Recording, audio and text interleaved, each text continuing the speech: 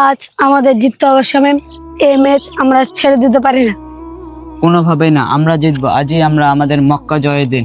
আমি সেই ইতিবাচক শক্তিতে আছি।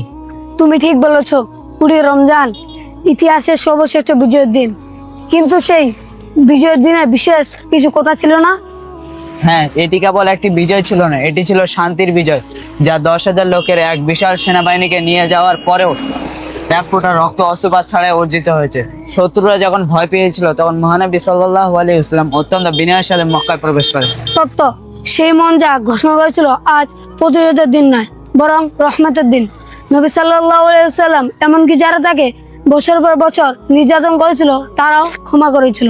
এটি একটি সত্যি আত্মতা। ঠিক বলেছ, তখন পৃথিবী দেখেছে মানুষ হৃদয় অস্ত্র দিয়ে নয়, বরং ধৈর্য আপোষের মাধ্যমে জয় করা উচিত। কাবাকে মূর্তি থেকে পবিত্র করা এবং সত্যকে সমুন্নত রাখা, সে ইতিহাস মনে রাখা রোমাঞ্চকর। তাহলে আমাদের খেলাতে সেই উত্তেজনা থাকা উচিত।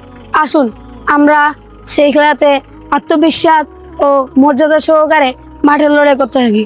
আসুন আমরা খেলা শুরু করি।